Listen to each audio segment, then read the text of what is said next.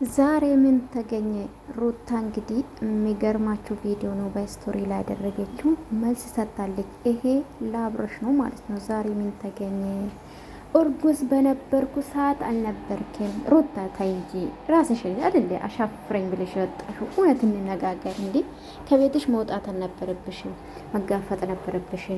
ሲቀጥል ደግሞ ይሄ ልጅ ባታሰቃዩ እየተመረጠ ነው። እናንተ በስሜትም ተገፋፍታችሁ ልጅ አምጥታችኋል። ተስማምታችሁ ምን ሳትስማሙ ሆይ ሆይ ስለተባለላችሁ ብቻ ልጅ አምጥታችሁ ግን የዩቱብ መነገጃ ባታረጉ ይመረጣል። እውነት ለመናገር እኔ አንዳንዴ እግዚአብሔር ነው የምላችሁ፣ አንዳንዴ ለዩቱብ የወለዳችሁ ነው የሚመስለው።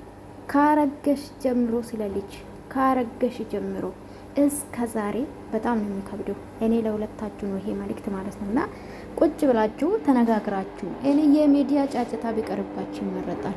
ሚዲያ ያጠፋችኋል እንጂ አይመልሳችሁ። ይሄ ደግሞ አስረግጬ ነው የምነግራችሁ።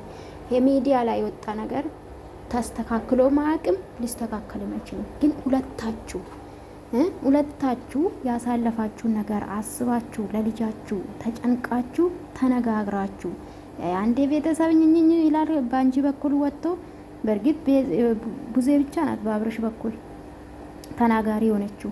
ስለዚህ አሁን ደግሞ አብርሽ የተረገጠ ነው ማለት ነው። ለምን አምባገነን ስለሚያወራና መሄድ የለብሽም ይዘሽ መሄድ የለብሽም ስለሚል ማለት ነው። አብረን ህዝቡ ደግሞ አሁን ወደ አብርሽ ዞሯል። ከዚህ በፊት ሩታ ላይ ነበረ ዘመቻውና ውዶቼ ሰላም ብያለሁ። እንዴት ናችሁ? ደህና ናችሁልኝ? ካለው እግዚአብሔር ይመስገን። ቪዲዮ ከወደዳችሁ ላይክ፣ ሰብስክራይብ ማድረጋችሁ እንዳትረሱ። እንግዲህ ሩታ እንግዲህ መልስ ሰጥታለች ማለት ነው። ዛሬ ምን ተገኘ ያለች ነው። እውነት ለመናገር በሰዓቱ ተስማምታችሁ ልጃችሁን ማሳደግ ትችሉ ነበረ። ካልተቻለ ደግሞ ግዴታ ወደዚህ ሚዲያ ላይ ባትሉ ይመረጣል። ለልጃችሁ ስትሉ ነገስ ይሄ ልጅ ምንድን ነው ከእናንተ የሚወርሰው?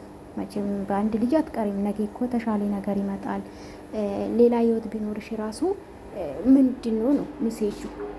ለአንቺ በተለይ ለሴት ልጅ በጣም ከባድ ነው። ባይዘዊ ለሴት ልጅ በጣም ሪስክ አለው ሁሉም ነገር እና ተነጋግራችሁ ቤትፈቱ ይመረጣል ብዬ ነው ማስበው። ይሄ ደግሞ ለህዝቡ ሳይሆን ለልጃችሁ ስትሉ አንቺም ደጋፊ ለምንጫጫው አብርሽ ደጋፊ ለምንጫጫ ሳይሆን በሊ አይደለም። እውነት አንቺ ጠንካራ እናት መሆን ከፈለግሽ ለልጅ ዝቅ ብለሽ ተረጋጭ አይደለም ግን ተረጋጉ። በቃ ልጃችሁን በስነ ስርዓት አሳድጉ።